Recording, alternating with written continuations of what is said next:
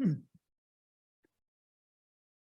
right, so recently you received a briefing from the city attorney, and it was kind of to get you up to speed on what is the city doing as far as supported housing.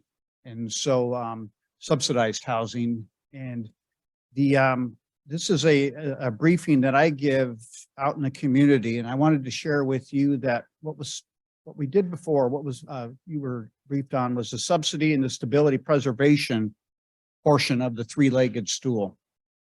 And really that briefing was to give you a snapshot of what we, the city, are doing. What is our role? What are we contributing to some pretty substantial efforts?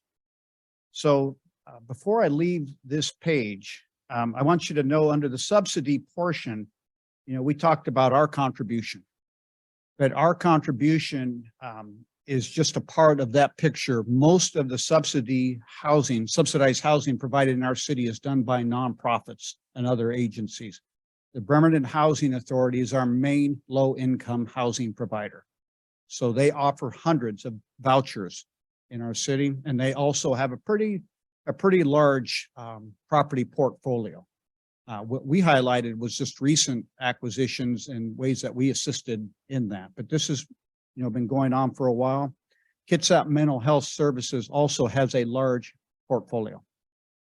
Peninsula Community Health Services, we've discussed their new portfolio.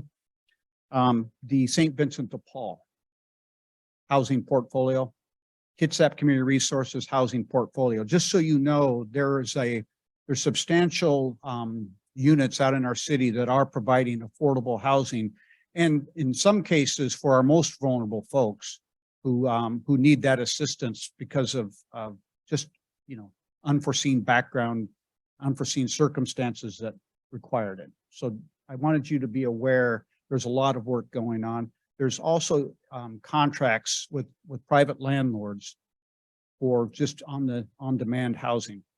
The Housing Resource Center has a full resource list of rental housing of folks who've signed up to be notified. Now, granted, we need to keep working hard to build more housing. And I'm going to get to the next slide and kind of explain a little bit about what we've been doing as a city. All right, next slide, Dave. So the infill development toolkit.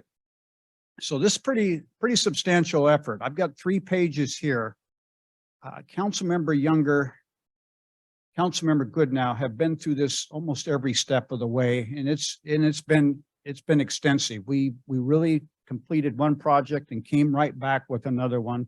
If you look down through here, starting in 2018, we created new zoning and codes for duplexes, townhomes, cottage housing through our low density residential neighborhoods.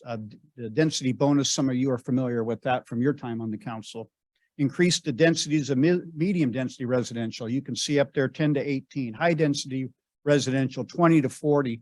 All of this is designed to put more units in our city responsibly. We analyze the grid, the infrastructure, what we feel can be supported. And you see a lot of this construction is already underway, especially up and down our Wheaton Way corridor and in other parts of our city. Reduce the dimensions of manufactured homes.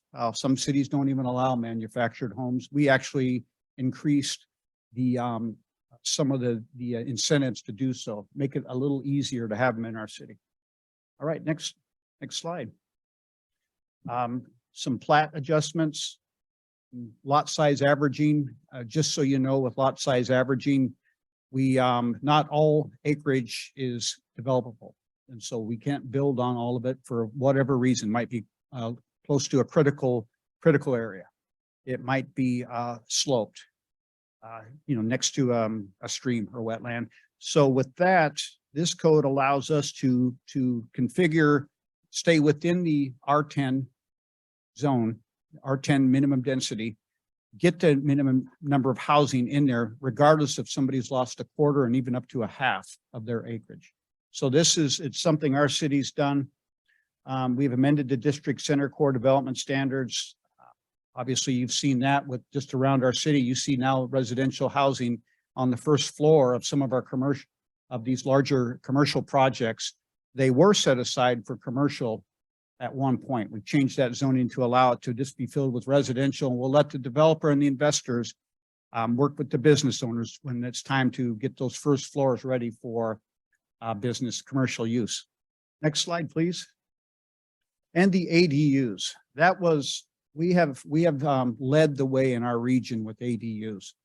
Not only do we allow one ADU per property, but we allow two, and we have removed some of the restrictions around those. There's not many cities that have done that. And as far as the overall infill development toolkit, you should be proud that their city has this. One of the things about this entire effort is we have a category in the city. We start with deeply affordable housing, and that's going to be subsidized housing, which we've talked a lot about. We have workforce housing, which mainly is going to be the housing where we allowed it to be developed where a wall is shared. So that's workforce. And of course, we have the marketplace. So the important thing about the workforce housing is, as all of you know, we have some significant needs in our community, in healthcare, for example, or other areas where we need to have a place for our workforce to live in our community. The other one, though, is without housing development, it's hard for a nonprofit to come in and make the deals that we've been able to join together to make, like Mills Crossing. So that housing development leads into those type of opportunities. So I just wanted to share a little bit about this portion that we've been working on, and the comprehensive plan, really important exercise and document that's being created. So just join me and share this with the community. As much input as we can get in, the better. We do need more housing. All right, next slide.